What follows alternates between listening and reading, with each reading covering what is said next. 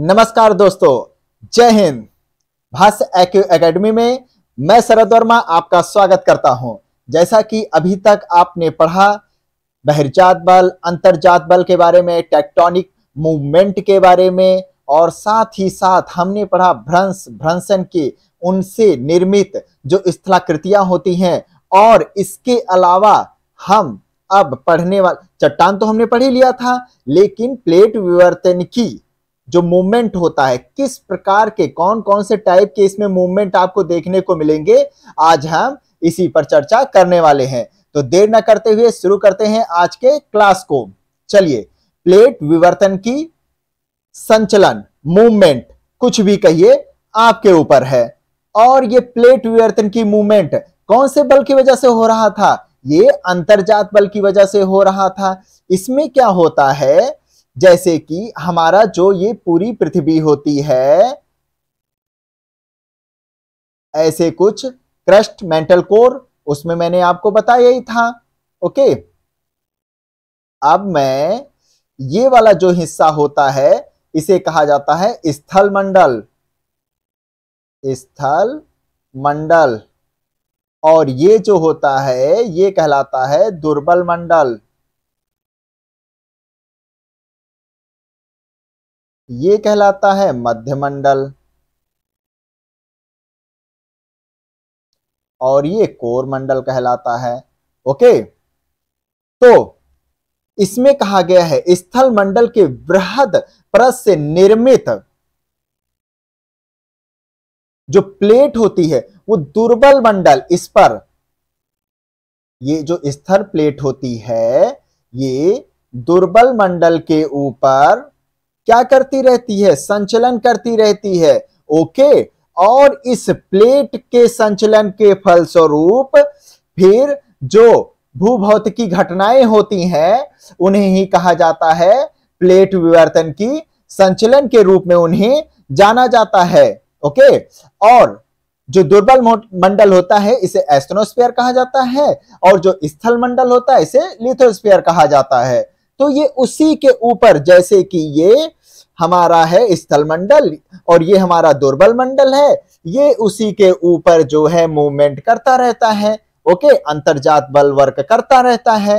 ये कितने प्रकार के होते हैं? ये होते हैं 3 प्रकार के। कौन कौन से वो बताता हूं मैं अब। कौन कौन से? अपसारी संचलन, जिसे डाइवर्जेंट मूवमेंट कहा जाता है। अभिसारी संचलन, जिसे कन्वर्जेंट मूवमेंट कहा जाता है। और समानांतर पैरेलल मूवमेंट। अपसारी, उसमें क्या होता है? उसमें जो प्लेटों का संचलन हो रहा होता है तनाव मूलक बल की वजह से कुछ इस प्रकार दूर जा रहे होते हैं। डाइवर्जेंट मूवमेंट में दूर जा रहे होते हैं प्लेटें, लेकिन कन्वर्जेंट मूवमेंट में क्या होता है? अपसारी संचलन में पास आ रहे होते हैं। देखिए, पास आ रहे हैं। और समानांतर संचलन में जस्ट एक दूसरे के ऊपर पैरेलली अपना मूवमेंट करते रहते हैं। तो ये है प्लेट विवर्तन की के कितने पार्ट? 3 पार्ट। कौन कौन से? अपसारी, अपसारी और समानांतर। चलिए, अपसारी संचलन के बारे में और हम जानते हैं। अभी हमने बताया आपको। ओके, कैसे? जैसे कि ये महासागरीय प्लेट है,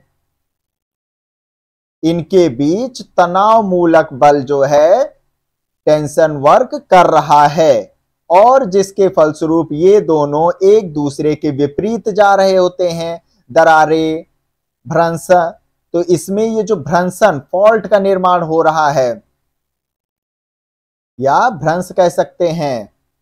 ओके, तो तनाव मूलक बल के द्वारा भ्रंशन की क्रिया से भ्रंश घाटी। अब ये जो घाटी आप देख रहे हैं उसमें क्या हो रहा है? उनकी चौड़ाई में जो है वृद्धि होती चली जा रही है। ओके, ये जो है और उधर फैलते हुए चले जा रहे हैं और दूर होते हुए चले आ रहे हैं। फिर ये कुछ इतनी दूरी का डिस्टेंस कवर कर लेते हैं। नीचे से मैग्मा आता रहता है, वो जमता रहता है, ऐसे जमता भी रहता है और घाटी भी बनती रहती है। नहीं आएगा तो घाटी बनती रहेगी, वरना वो जमता रहेगा। ओके, भूकंप की क्रिया के फलस्वरूप ज्वालामुखी के द्वारा जब भूकंप तो आएगा ही, जब भाई कोई चीज हिलेगी डुलेगी वही तो कहलाता है भूकंप, कि कोई नई चीज है। और नीचे से जब मैग्मा गर्म गलित पदार्थ ऊपर की ओर लावा के रूप में बहने लगता है तो उसे कहते हैं ज्वालामुखी। लो, ज्वाला से निकली मुखी। ओके, तो इस प्रकार अपसारी संचलन में टेंशन बल के द्वारा भ्रंशन से भ्रंश घाटी की जो आप चौड़ाई देख रहे होते हैं उसमें वृद्धि होती चली जाती है। ओके, वो एक दूसरे से दूर जा रहे हैं तो तीव्र गति से कंपन करता हुआ भूकंप करता हुआ चलेगा और उनके दाब में क्या होती है, कमी होती चली जाएगी। भाई जब दो चीजें एक दूसरे से दूर जा रही हैं तो नीचे से प्रेशर जो होता है वो क्या हो जाएगा, इनके बीच दाब में कमी होती चली जाएगी, प्रेशर कम होता हुआ चला जाएगा। जो ये प्रेशर लगा रहा था ये कम होता हुआ चला जाएगा। फिर क्या, टेम्परेचर नीचे हाई है जिसके कारण मैग्मा का निर्माण हुआ ही है, प्रेशर कम पाया है तो ऊपर की ओर यही मैग्मा अब भाग रहा है। प्रेशर कम हुआ, जैसे कि इतनी मोटी लेयर है नीचे की ओर प्रेशर लगाई हुई है, जैसे जैसे वो लेयर पतली होना शुरू हो गई फिर वो प्रेशर कम होना शुरू हो गया और जैसे ही और दूर हुई प्रेशर खत्म, नीचे से मैग्मा बाहर निकला लावा और जमता चला गया, क्योंकि पानी के ठंडक से वो तुरंत जमता हुआ चला जाएगा। और नीचे का जो पेरिडोटाइट मैंने आपको बताया था अग्नेय चट्टानों में, कुछ याद है, night, light, right, site, gabbro, कुछ याद आया? मैंने अभियांत्रिक और अग्नेय चट्टानों के पिछली क्लास में आप देख लीजिएगा तब आपको समझ में आएगा मैंने ये क्या बोल दिया अभी। Night, light, right, site, gabbro, basalt और पेरिडोटाइट। तो नीचे की जो पेरिडोटाइट होती है, ओके, जो नीचे की सबसे छोटी परत होती है पेरिडोटाइट, इसमें गलन के फलस्वरूप ये मैग्मा में बदल जाता है। मैग्मा में बदलने के बाद ये जो होता है ऊपर की ओर बढ़ेगा, कम प्रेशर की वजह से ऊपर की ओर बढ़ेगा। टेम्परेचर हाई है, प्रेशर कम है, ऊपर की ओर लावा के रूप में निकलेगा और फिर ये जो होता है बेसाल्ट चट्टानों का निर्माण करता हुआ एक स्थलाकृति बनाता हुआ चला जाएगा और यही तो कहलाएगा अपना महासागर कटक। ओके, ये सब समुद्र के अंदर ऐसे जमता हुआ चला जाएगा, ऐसे निकलेगा, जमेगा, निकलेगा, जमेगा, निकलेगा, जमेगा, तो यही कहलाता है महासागरीय कटक कहलाता है। ओके, अब समझ में आया अपसारी संचलन के बारे में। चलिए अब सारी संचलन पे भी हम फोकस कर लेते हैं, ये क्या होता है। अपसारी संचलन में मैंने बोला था इसमें संपीड़न बल वर्क कर रहा होता है, प्लेटें जो हैं पास आ रही होती हैं। फिर इसमें और क्या क्या चीज होती है, इसमें महाद्वीपीय टक्कर आपको देखने को मिल रही होती है। उसमें क्या होता है, उसमें महाद्वीपीय टक्कर में जैसे कि हमारे भारत जो भारतीय प्लेट है, ये है भारतीय प्लेट और ये है यूरेशियन प्लेट। भारतीय प्लेट, यूरेशियन प्लेट। अब इसमें जब ये दोनों पास आ रही होती हैं तो भारतीय प्लेट का नीचे की ओर क्षेपण जो है सबमर्जेंस, नीचे की ओर वो होता हुआ नीचे क्षेपित होता हुआ चला जा रहा है, जिसके फलस्वरूप, लेकिन चूंकि महाद्वीप है इसमें ज्यादा नीचे गहराई तक नहीं जा पाता, ज्यादा गहराई तक नहीं जा पाता, इसलिए उसको उतना टेम्परेचर नहीं मिल पाता है कि उसमें गलन उत्पन्न हो, मैग्मा का निर्माण हो। और जब मैग्मा का निर्माण नहीं हो पाता है तो फिर इसमें लावा कहां से निकलेगा ऊपर। इसलिए हमारे तरफ जैसे कि जो हिमालय पर्वत में कहीं भी आप ज्वालामुखी नहीं देखेंगे। ओके, और फिर समय के साथ साथ जैसे कि क्या था, पहले तो टेथिस सागर था पूरी पृथ्वी पर, बीच में ये था जो बड़ा सा महासागर था पैंथालिसा कहलाता था, पैंथालिसा। ये पूरा जो एक महाद्वीप चिपका हुआ था पैंजिया कहलाता था। ऊपर का हिस्सा ये गोंडवाना लैंड कहलाता था और नीचे का जो है ये अंगारा लैंड कहलाता था। और बीच का ये प्यारा सा छुटकू सा ये है अपना टेथिस सागर। ओके, और यही टेथिस सागर दो प्लेटों के बीच में बेचारा पिस गया, और पिसने के बाद जो टेथिस सागर का गाद था वो ऊपर उठना शुरू हो गया। ऊपर इतना उठा, इतना उठा, इतना उठा कि वहां पर आपको ट्रांस हिमालयन रेंज देखने को मिलेगा। और जो जैसे कि ये दो प्लेटें हैं, इसमें ऐसे टक्कर होती हुई जा रही है, फिर जो गाद है ऊपर उठता हुआ चला गया, वो ट्रांस हिमालय बन गया। और भी जो गाद इधर जमते, भारत की तरफ से इधर नेपाल की तरफ से जमते चले गए, उधर की ओर जमते चले गए, आगे फ्रंट के साइड अगर कहें दक्षिण की तरफ बढ़ते हुए चले जाएं, तो फिर हिमालय रेंज बनकर तैयार हो जाता है। और पीछे की साइड ट्रांस हिमालय बनकर तैयार हो जाता है। ट्रांस हिमालय कैसे? जैसे कि ये दोनों प्लेटें आकर जब टकरा रही होती हैं तो गाद इकट्ठा हुआ, ऊपर की ओर बढ़ा, ये तो बना जो हमारा बृहद हिमालय, लघु हिमालय, शिवालिक हिमालय बन रहा है। लेकिन जो पीछे का जो हिस्सा है, ये चट्टानों में भी उबड़ खाबड़ ऊपर की ओर बेंड होना शुरू हो जाते हैं, तो वही हमारा ट्रांस हिमालय बनकर तैयार हो जाता है। तो ये जो है महाद्वीपीय टक्कर का एग्जाम्पल है। चलिए, महासागरीय और महासागरीय टक्कर के बारे में भी अब हम लोग जान लेते हैं, वो क्या होता है उसके बारे में भी जानना जरूरी है। अब इसमें जो होता है, जब महासागरीय प्लेट और महासागरीय प्लेट आपस में ही आकर के टकरा जाते हैं, तो उनसे जो निर्मित स्थलाकृतियां होती हैं वो देखिए, जैसा कि आप देख रहे हैं, ये देखिए, ये महासागर है, ये महासागर है, और यहां से ये स्टार्ट हो गया है, ये महासागरीय प्लेट है इतनी, और ये भी महासागरीय प्लेट है, क्योंकि यहां से ये पानी पूरा भरा हुआ है। ये एक प्लेट है, इधर पूरा महाद्वीप है ये, और ये है यहां तक नीचे तक। तो यहां पर जब ये पास आती हैं, ये जो बनता है, ये महाद्वीपीय गर्त के नाम से जाना जाता है, महाद्वीपीय गर्त। और नीचे इसमें जब छेपण होना शुरू हुआ, तो छेपित होने के बाद चट्टानों का क्या हुआ, यहां पर गलन हुआ, क्योंकि गहराई में वो चला गया, जिसके कारण टेम्परेचर हाई होने की वजह से वो जो चट्टान थी मैग्मा में कन्वर्ट हो गया। और फिर क्या हुआ, यही मैग्मा लो प्रेशर पाने के बाद, लो प्रेशर पाया ना, तो अपसारी संचलन के द्वारा ये ऊपर की ओर, और वही क्रम में ऊपर की ओर ये फैलना शुरू हो गया। और फिर ऊपर जाने के बाद ये टक्कर मारता हुआ लावा के रूप में बाहर निकला, और फिर ऊपर यहां पर ऐसे जमता हुआ एक महाद्वीपों का निर्माण करता हुआ, महाद्वीप नहीं कहेंगे, छोटे छोटे द्वीपों का निर्माण करता हुआ, आइसलैंड बनाता हुआ ये चला गया। फिर यही क्या कहलाता है, यही हमारा, अगर ऊपर की नुक्लाती है तो द्वीप कहलाता है, नीचे हो तो मग्न द्वीप कहलाएगा, डूबा हुआ जलमग्न द्वीप कहलाएगा। तो इसके एग्जाम्पल में आप जैसे जापान है, इंडोनेशिया है, और भी छोटे छोटे जो द्वीप समूह आप देख रहे होते हैं, प्रशांत महासागर में, पैसिफिक ओशियन में देख रहे होते हैं, हिंद महासागर में भी, या प्रशांत महासागर के आप पूर्वी, उत्तरी और दक्षिणी दोनों जगहों पर आप इसको देख सकते हैं, या पूरब के तरफ या पश्चिम की तरफ भी देख सकते हैं।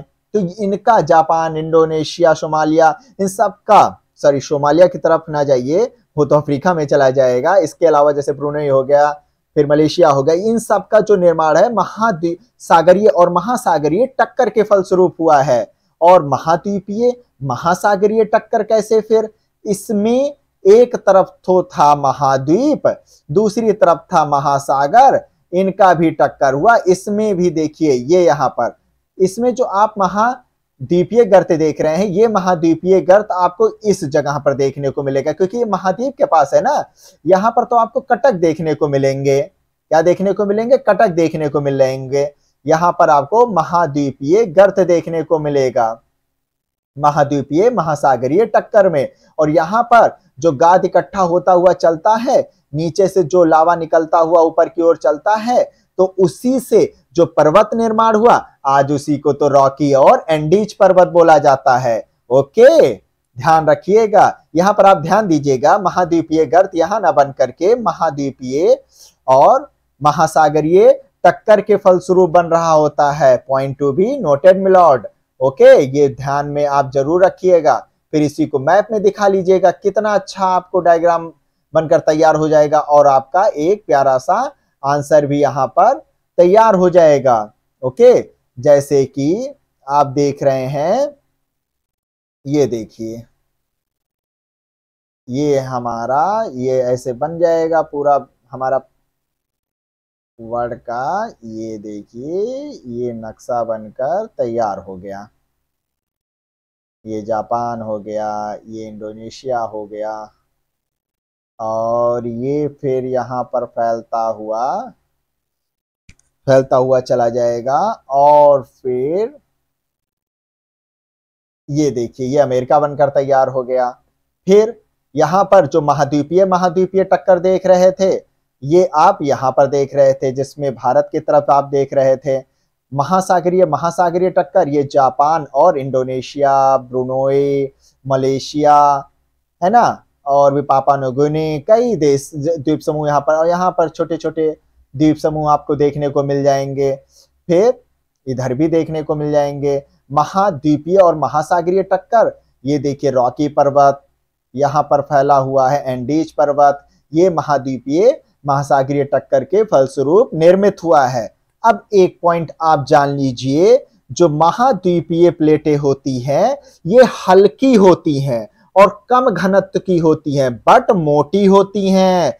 मुख्यतः ये ग्रेनाइट चट्टानों की बनी होती है, इसलिए ऊपर ही रहती हैं। लेकिन महासागरीय प्लेटें भारी होती हैं, अधिक घनत्व की होती हैं, लेकिन पतली होती हैं। और बेसाल्ट की ये बेसाल्ट की मेनली बनी होती हैं, वो ग्रेनाइट की, ये बेसाल्ट की।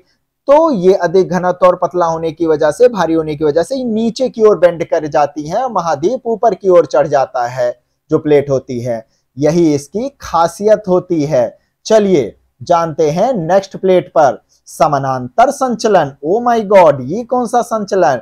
इसमें प्लेटें जो होती हैं एक दूसरे के समानांतर ही संचलित करती हैं, ना कोई क्षय ना कोई लॉस, क्रस्ट सेम का सेम। तो इसीलिए इसको कहा जाता है संच्छी प्लेट सीमांत।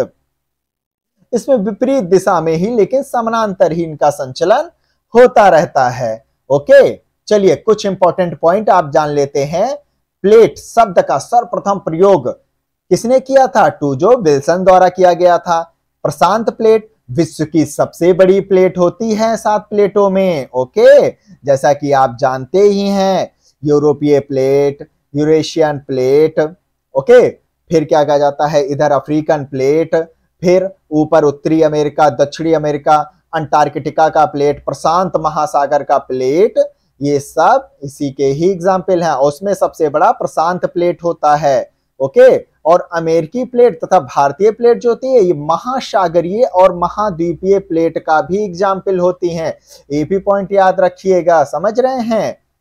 चलिए, और कुछ ये आपको कुछ बुक्स में देखने को मिल जाएगा, महासागरीय महाद्वीपीय प्लेट, आपके दिमाग में ये भी आ जाएगा। जैसे कि, लेकिन जो हमारा हिमालय पर्वत का अगर हमें निर्माण करने को कहा जाए, या हमसे ये पूछा जाए कि महाद्वीपीय प्लेट और जो हमारा यूरेशियन प्लेट का टक्कर हो रहा है, तो महाद्वीपीय वहां पर होगा। ओके, ये पॉइंट याद रखिए। और भारतीय प्लेट का यहां पर क्या मतलब है?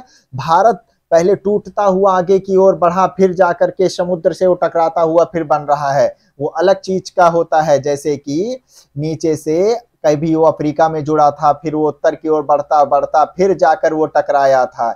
ओके, फिर आ जाते हैं उच्चावच में। प्रथम श्रेणी के उच्चावच कौन कौन से होते हैं? उसमें होता है महाद्वीप और महासागर बड़े बड़े। द्वितीय श्रेणी में कौन कौन से होते हैं? पर्वत, भ्रंश, पठार, मैदान और झीलें होती हैं द्वितीय श्रेणी के उच्चावच में। और तृतीय श्रेणी के उच्चावच में कौन से आते हैं? इसमें अपक्षय हो जाता है, अपर दैन डिनोटेशन का मैंने प्रोसेस आपको बताया था ना, याद है ना? वो जरूर पिछली क्लासेस में आप देख लीजिएगा। वैसे मैं डिस्क्रिप्शन में आपको लिंक प्रोवाइड करवा दूंगा, वहां भी आप जाकर देख लीजिएगा। उत्पत्ति, विकास, गहन अध्ययन, इन सब का पूरा यहाँ पर समावेश देखने को तृतीय श्रेणी में मिलेगा।